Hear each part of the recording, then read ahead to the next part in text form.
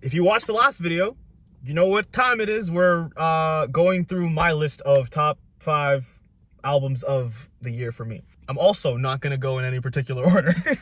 I'm gonna start with the ones that like I share with you, and then I'll split off. One was obviously J. Cole, The Off Season. Yeah. Ridiculously good album. I can't stress that enough. It seemed like this was just like shit that he like has been keeping inside. Like when was his last album even? But yeah, it seemed like he just had like some shit to say. And you know what? To be honest, ever since basically this whole pandemic, it seemed like a lot of people had some shit to say, basically, and just for like sure. You know, and that's also like when hip hop is at its best. Like it's always been sort of like a voice for the voiceless at times. It is at its best, I think, when someone has something to say. Exactly. Fucking knew that. Okay, the last video reminded me of this album, little mini one. It's like an EP.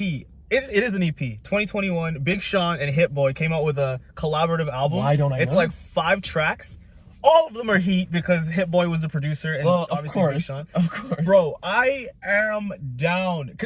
You haven't heard this yet. No, I haven't. I guess I won't. I won't listen to it. All right, cool. Because there's one song in particular that I really, really liked, and it was the first one on it. It was Chaos. If you have heard it, it's so sick. It's just I just want to break it down right now, man. Holy shit. Yeah, but Hit Boy did every single song on it. Every single one. He's a busy guy because he also did King's Disease too. Yeah, the whole thing? Yeah, the whole thing. Oh, he shit. did the whole thing, yeah.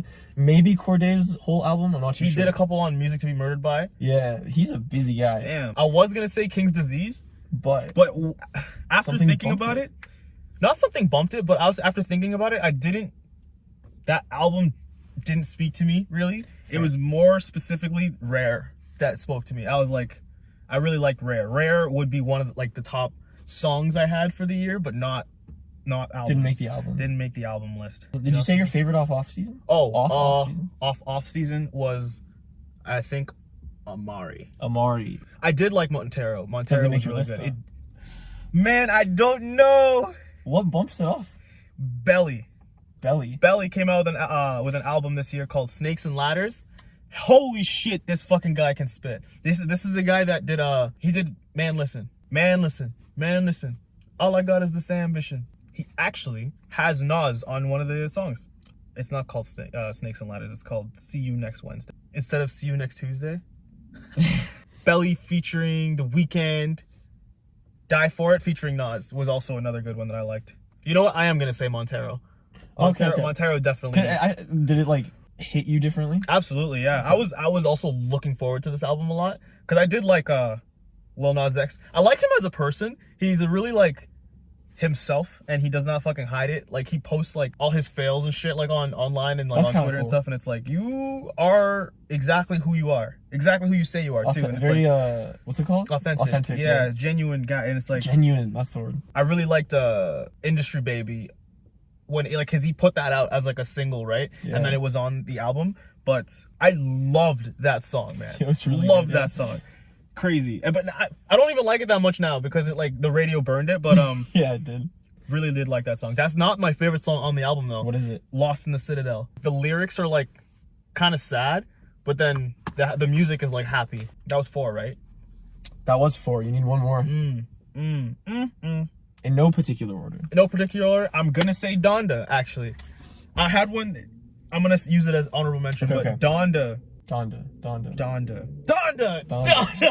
Honestly, I really did like Donda. The more I listened to it, the more respect I had for it. I don't know if I have a specific song that I was like, yo, that song is fire. It's more the album. It's more the project. Album. Yeah, exactly. Yeah. But I did like a few, like Heaven and Hell, I think was called, and Jail Part 2. Yeah. There was also one where it's essentially about like Kim Kardashian, and we all know how that turned out, but the song's like really heartfelt. Like he's like telling the world that, you know? Yeah, you're right. He is kind of exposing a lot of his feelings. That's when music's at its best. There's a point where it's like you're like low-key like, oh, Kim, take him back, but it's like, don't take him back.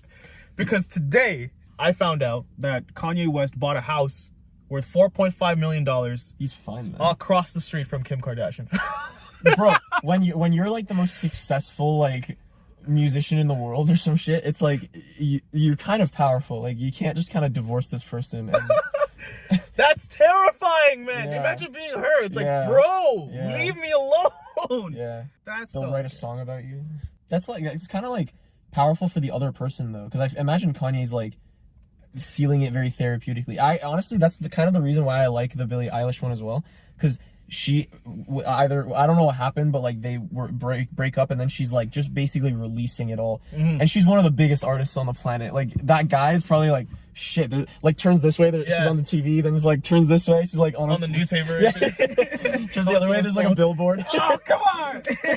Honorable mention goes to G-Eazy. These Things Happen. I don't know if you've heard this album or not, but I know a lot of people have heard this song that I really liked on it. It was with Demi Lovato. Fuck, what is it called? His whole thing, like, you know how everyone has like a thing. You're like, you're this guy. Yeah. He's like just like the cool guy, you know? He's like the chill, like, G-Eazy. He's like a G, but he's also easy. Oh my god. Dog. He does kind of always sound like he just woke up. Yeah. Like raspiness. Another honorable mention also goes to Doja Cat as well with Planet Her. It's a good album. It was a good album. My favorite song off of that one was Need to Know. And I have one thing to say, and that's radio. Stop playing songs that have like a lot of swears on the radio, because you're just gonna bleep it out and you're just gonna ruin the song. Please stop. It's true. It's true. Kind of trap and poppy, a little. Like so it's cool that she's kind of bringing that together. It's also cool that it's like she's a female that's like bringing like rap and pop together. Like really cool. Yeah. She's also weird, which is like a cool, like, as a person, yeah. No, I'm not saying that in like a condescending way. Like, legitimately, Tyler the Creator's the same thing. Like, he's a very weird guy. Yeah. But they make like the best music though. It's like, that's why it's experimental at times. It's like, kind of want to see what this weird person. They make the best artists. Yeah, man. absolutely. I don't want to see a normal person making music. You have to have trauma or some shit. No, it's fair. It's true though. I'm not lying. Like 100% Bro, fair. I'm keeping it a C note right now. One more honorable mention. This one technically isn't a new album, but it did come out this year. I guess it was a re-release by Nicki Minaj. Beam Me Up, Scotty. Oh, Silk Sonic, you were gonna mention. Oh! Sorry. How could I forget? It's funny too because we didn't talk about it on mine because I was like, we'll save it for yours. Yeah. We almost forgot it, bro. How could I forget Silk Sonic, man? Anderson .Paak, Bruno Mars. Might be one of the best albums Of the year! Of the year. Including hip hop and Yeah, everything. Like, that is number one, the best album. Like, the only criticism I have is the fact that like it wasn't enough songs. yeah, how much is like 7 songs? I think it was like 7 songs, and they released like 3 or 4 of them before the album. So it was like, come on, like also Anderson .Paak, Bruno Mars, like, they're so good together, bro. That like they strengthen each other's like already strengths. Like, I know, they're, like, overpowering. I know, man. It's like, damn. I think Anderson .Paak's got more of like the groove. Yeah, groovy. Yeah. But then Bruno Mars also has some groove in it too, but it's like on a groovy scale. Anderson .Paak has it. Yeah, but then Anderson .Paak can also sing, but Bruno Mars has the singing, like the high notes. Almost. Yeah, exactly. Like, he can hit, so it's like like the range. they definitely, you were exactly right. They definitely strengthen what the other one doesn't have. And they're just so like it all. You know, it's one of those moments where it makes me go like, why did I not see that? Like, why did I not like think of that already? The perfect genre. The whole 80s roller rink vibe is fucking, it's so nice. What's that one? Oh, Fly. Have you heard Fly As Me? Fly. Wait. Fly As Me is like... I think that one was my favorite song on the album. Hang on, I'm going to play it real quick. One thing, the radio does play this song, and they bleep out a swear word with that little twang sound, which is so sick. That was Loosh's top 10. No, top 5 with honorable mentions. If you like that video, click here. My video is probably here if you want to see mine. If you don't give a shit about my list, there's a subscribe button up there. Give a shit about his list. Come on. There's bingers. No. Subscribe buttons right there, and then all of our TikTok, Patreon, Instagram, Twitter, they're all down there. You can check us out, and we will see you guys in the next year, bro. We'll see the next time you'll see us. It'll be 2022. Let's get it. Woo! That's the year we eradicate that shit. Let's eradicate COVID. Oh, hey. Let's eradicate me from the front.